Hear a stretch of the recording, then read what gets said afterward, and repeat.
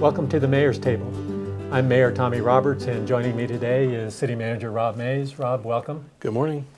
Rob, we have an important election coming up in March of 2016. Yeah. I think Election Day is Tuesday, March 1st, and municipalities have elections every 2 years.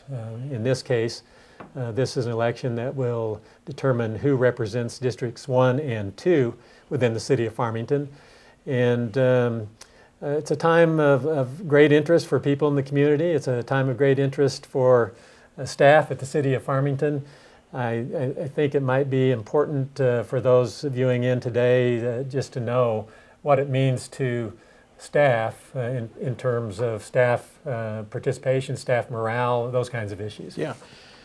Well, I can tell you, before I came to the city, I totally took for granted how important municipal elections were. I always voted in them, but I did not have any sense of the gravity of how people's lives, right where they live, in their communities, their homes, their property values, their quality of life, the economy, how they truly are affected by the local city council as much as they think. The city council makes decisions on real issues that affect people's lives every day, and to think that we've had elections decided by 2, 3, 4, 5 votes at times by relatively small turnouts, too many people are leaving such an important decision up to other people, and they need to get involved.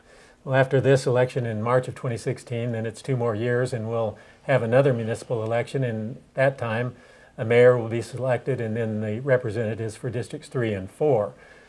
Typically, I think it's important to note and to realize that voter turnout is not great during these times. The mayoral election, where there are 2 council districts on the ballot as well, generally has a higher voter turnout, probably in the 25% of registered voters. Mm-hmm. When you think about it, that's pretty poor turnout. Yeah. And I think people don't have any real sense of appreciation for really these important decisions are being made on a very, very slim margin. Very seldom are decisions unanimous, so there's a lot of different varying ideas, and you want to be sure you have people that represent your thinking. And recently I was struck by, did some research on Lake Farmington. You know, we went through the water scare with the Gold King mine spill. Well, Lake Farmington was a thin 3-2 vote. You know, that wasn't unanimous, so there's something that's taken for granted. You go back to, you know, things that we enjoy as a community.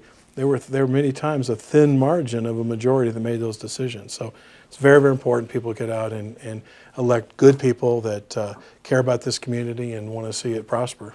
I talked about the problem with voter turnout. I think even more disappointing is the historical turnout when Districts 1 and 2 are on the ballot. That turnout has been about 10%, a little bit less than 10% of eligible voters.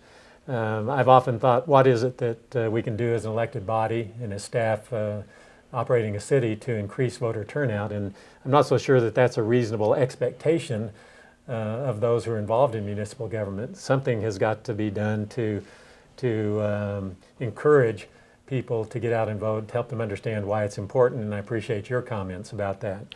Well, and I would just add that I think one of the things we can do is help people realize their vote really does matter. Maybe in a statewide election or a federal election, maybe you start to think, does it really matter if I go or not? I'm not going to affect it. But when you're talking about, you know, 200 votes selecting a city councilor that's going to be making decisions on your behalf for 4 years, and we've had, like I said, two elections in the recent history decided by just a handful of votes, where 2 or 3 votes would have made a difference in terms of who was elected. And I'm not commenting on the person or not that was elected, it's just that individual votes matter. So come out and vote and be represented. If anyone is viewing this who's interested in considering a run for the City Council, it's important that you realize that there is a single day on which you file a declaration certifying your candidacy. And this coming year, that is January 5th. It's the first Tuesday in 2016, in January. Also, it's important to note that we are likely to have 2 incumbents running for re-election in March, and Mary Fisher is the sitting councilor in District 2, and Linda Rogers is the sitting councilor in District 1.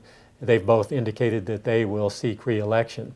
Nevertheless, we do want to encourage participation in local government. We think it's very important that we have a choice that our citizens can make when they are deciding who will represent them. So I encourage anyone out there who is considering it to give it very serious thought and to step in and be a participant.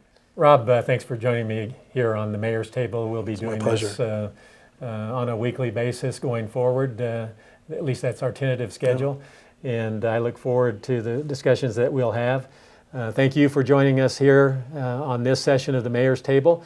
And we hope that you've learned something today about an upcoming election. And we appreciate your interest in local government.